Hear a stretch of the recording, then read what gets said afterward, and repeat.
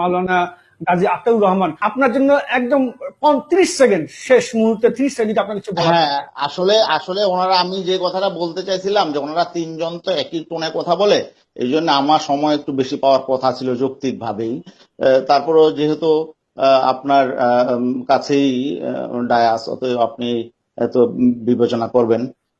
এখানে রুহিন হোসেন প্রিন্স ভাই যে কথাটা বলছেন যে যেহেতু পূজা করে না, দেখেন দুইটা, একটা হলো যে মূর্তি যদি পূজা করা হয় তাহলে কিন্তু শিরক হয়ে যায়, ঈমান চলে যায়। দুইটা পার্থক্য আছে। আর যদি পূজা না করা হয় তাহলে এটা হারাম, কবিরা গুনাহ হয়। ঠিক আছে, দুইটার মধ্যে দুইটা। মূর্তি বানাইলে কিন্তু কেউ মুশরিক হয় না, বেঈমান হয় না, কাফের হয় না, বা বলে শেষ হবে না, ঈমান চলে যায়। সহনশীলতার যে কথা বলা হচ্ছে সেই বিষয়ে না না, আমি আমি আমি আমি আমি এক কথায় শেষ করে দিই। অতএব দুইটা বিষয়, একটা হলো মূর্তির পূজা করা আর একটা হলো মূর্তি বানানো। মূর্তি মুসলমানরাও বানাইতে পারে, কবিরা গুনাহ হবে, গুনাহগার হবে, এক। আর আমরা প্রতিবাদ করছি কেন? রাষ্ট্রীয়ভাবে একটা গুনার কাজ হচ্ছে, এটা প্রতিবাদ করা আমাদের ইমানের অংশ।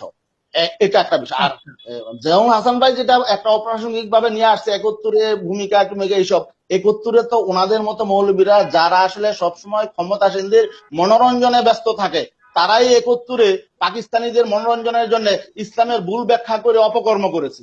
আজকে জিয়াউল হাসানরা যেমন আজকে এই সরকারের পক্ষ থেকে সরকারের মনোরঞ্জনের জন্য আজকে হারামকে হালাল করছে, 71-এ এরকম একটা শ্রেণী ছিল। অতএব তারা আসলে 71-এর ভূমিকায় আজকে অবতীর্ণ হয়েছে, আজকে ইসলামের ভুল ব্যাখ্যা করে মানুষকে বিভ্রান্ত করছে। অতএব এখানে প্রিন্স ভাই যেটা বলেছে, মূর্তি এক বিষয়, যেটা পূজা করা হয় এক বিষয়, পূজা না করা হলে আরেক বিষয়, ঠিক আছে। কিন্তু দুইটাই, পূজা করা হলে বেঈমান হয়ে যায়, পূজা না করা হলে কি হয়, সে গুনাহগার হয়। আর এটা গুনার কাজ। আমরা ইমানদার মুসলমান, আমাদের প্রতিবাদ করা আমাদের দায়িত্ব, ছিল আমরা প্রতিবাদ করছি।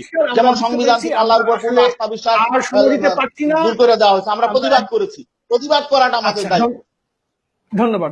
প্রিয় দর্শক, আপনারা দেখছেন সারা বাংলা ফোকাস। আমাদের আজকের আলোচনা বিশেষ করে ভাস্কর্য মূর্তি প্রতিভা এবং বাংলাদেশ আলোচনায় অংশ নিয়ে ইসলামী আন্দোলন বাংলাদেশের যুগ্ম মহাসচিব মাওলানা গাজী আতাউর রহমান সাহেব যেটা বলছেন যে ভাস্কর্য ও মূর্তি আসলে একই বিষয়, এবং এই ভাস্কর্য ও মূর্তি নির্মাণ করা বা এটা সাজানো একজন মুসলমানের জন্য কবিরা গুনাহ, এবং তারা ইমানের অংশ হিসেবে এর বিরোধিতা করছেন। অন্যদিকে আরেকজন ইসলামী স্কলার হাফেজ মাওলানা জিয়াউল হাসান ইসলামের বিভিন্ন হাদিসের উদ্ধৃতি দিয়ে এবং কোরআনের উদ্ধৃতি দিয়ে এবং ইসলামিক দেশগুলোর উদ্ধৃতি দিয়ে তিনি দেখিয়েছেন যে আসলে মূর্তি এবং ভাস্কর্য এক নয়, এবং ভাস্কর্য ইসলামে হালাল।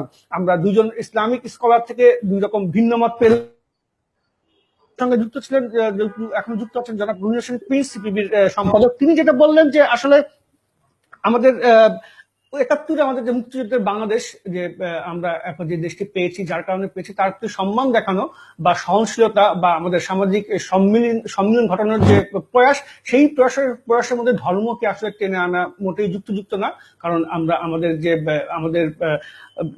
যেটা ছিল 72-এর সংবিধান, সেই সংবিধানে আমাদের ধর্মনিরপেক্ষতার দেশ, যেটা সাদেক আলী উল্লেখ করেছেন, সেই ধর্মনিরপেক্ষতা হিসেবে আসলে এইসব বিতর্ক করলে আমরা আসলে আরো পিছিয়ে যাবো, কিন্তু আমাদেরকে এগিয়ে যেতে হবে, এখন সময় এগিয়ে যাওয়ার। প্রিয় দর্শক, এই ছিল আজকে সারা বাংলা ফোকাস। ধন্যবাদ জানাচ্ছি অধ্যাপক ডক্টর সাদেক হালিমকে, ধন্যবাদ জানাচ্ছি রুহিন হোসেন প্রিন্সকে, ধন্যবাদ জানাচ্ছি হাফেজ মাওলানা জিয়াউল হাসানকে, ধন্যবাদ জানাচ্ছি মাওলানা গাজী আতাউর রহমানকে, এবং এতক্ষণ আমাদের সঙ্গে থাকার জন্য প্রিয় দর্শক সহ আপনাদের সবাইকে ধন্যবাদ। আশা করি সারা বাংলা ফোকাসের সঙ্গে থাকবেন। দেখা হবে আবার আগামী শনিবার। সবাইকে ধন্যবাদ।